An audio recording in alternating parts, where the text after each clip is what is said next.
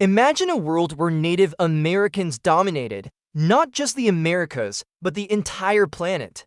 It is the year 1750 and European diplomats are on their way to the magnificent capital city of the world's largest federation, a sprawling metropolis at the confluence of the Mississippi and Missouri rivers. They're not here to meet with scattered tribes, but with representatives of a united Native American nation that stretches from the Arctic to the Gulf of Mexico, a true superpower built on consensus and cooperation. Except this isn't a fantasy. It's a terrifying alternate timeline where history took a very different turn. See, in our timeline, European colonizers shattered Native American nations through violence, disease, and displacement. But what if they never did? What if the indigenous people of the Americas had united into a single confederation and reshaped the entire course of world history? This is the incredible story of one of the most powerful nations that never existed. Hey there, everyone. I'm here to bring you the craziest and most mind-blowing moments from human history. Join me every week as we explore the many paths history could have taken and the amazing discoveries that could have been made had things turned out just a little differently. Okay, so before we dive into our alternate history, let's establish the incredible foundation that already existed. Contrary to popular myth, the Americas before contact were not just scattered tribes of primitive people. No, they were home to complex political systems. For example, the Haudenosaunee or Iroquois Confederacy had a grand council of 50 chiefs selected by clan mothers. They governed 6 nations through consensus and checks and balances, a system that would later influence the founders of the United States.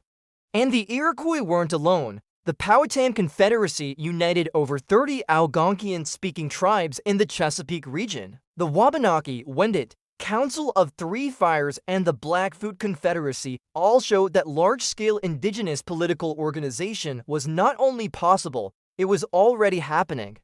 Economically, these confederacies were powerhouses.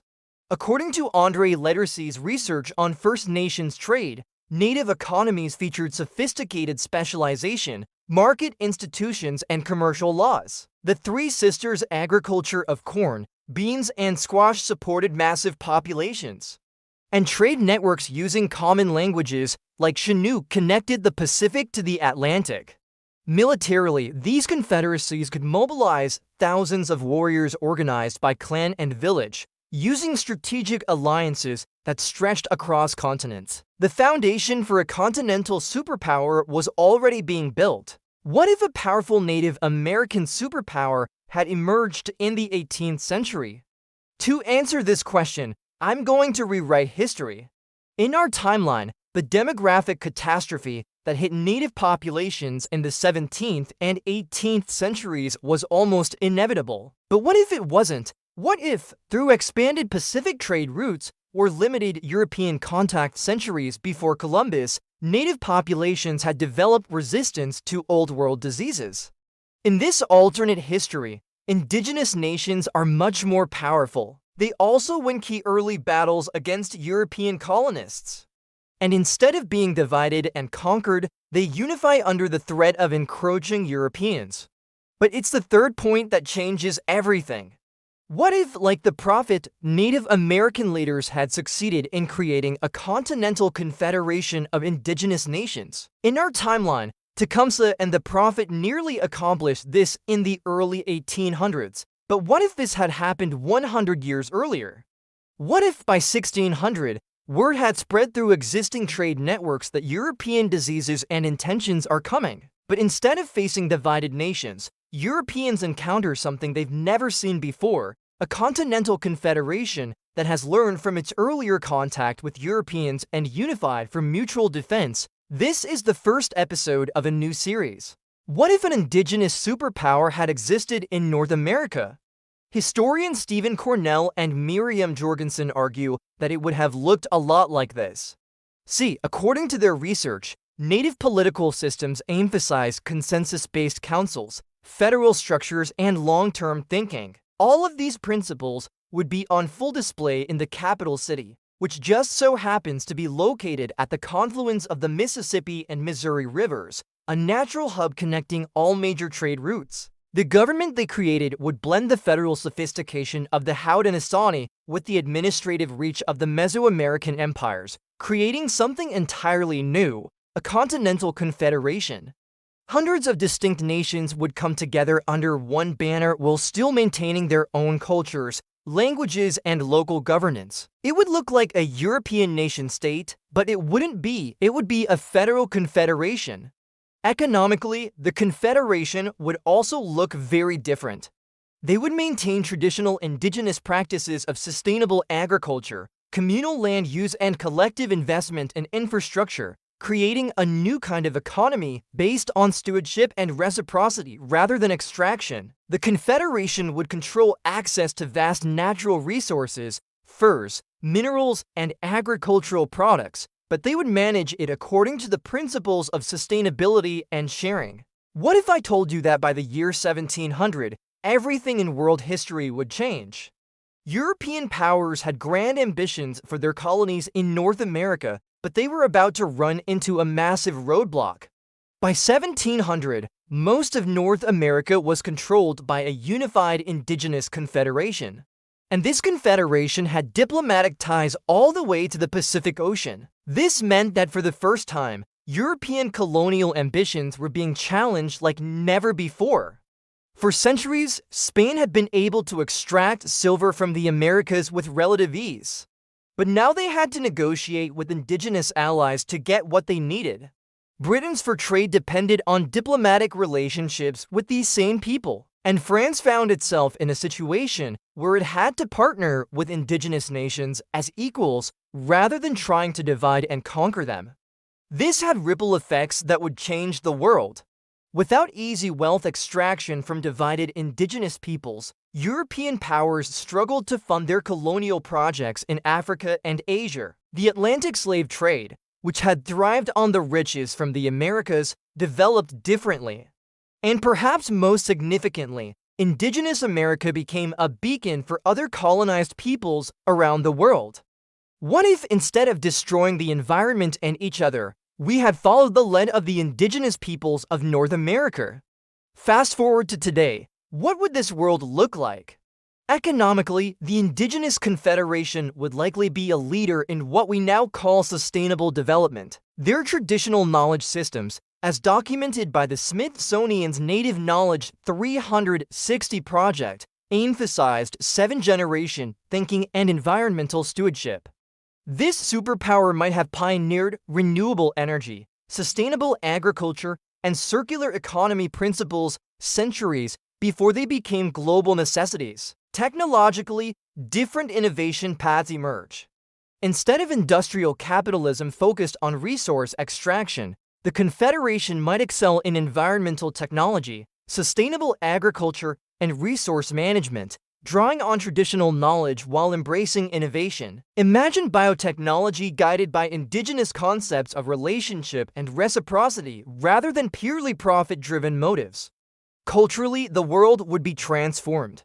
Indigenous art, philosophy, and governance models would be global touchstones.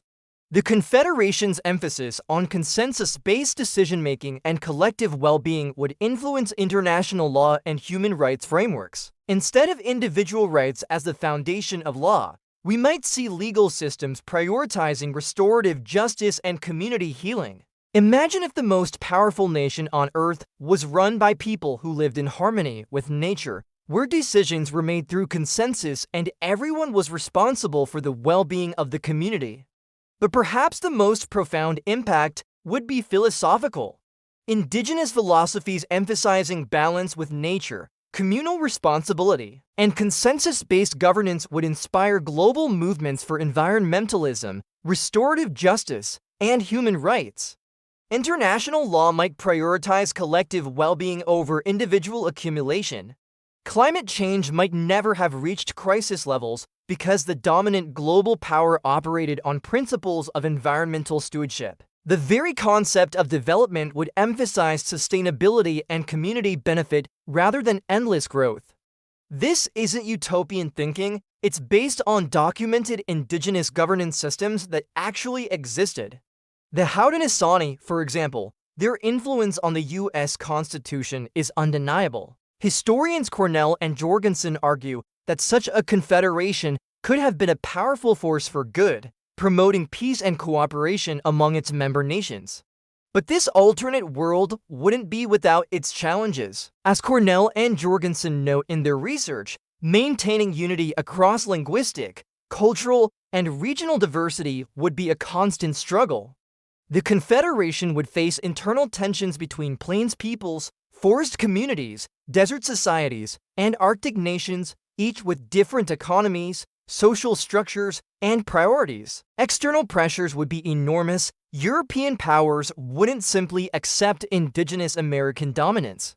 Wars would be fought, perhaps more balanced conflicts than the historical colonial massacres, but conflicts nonetheless.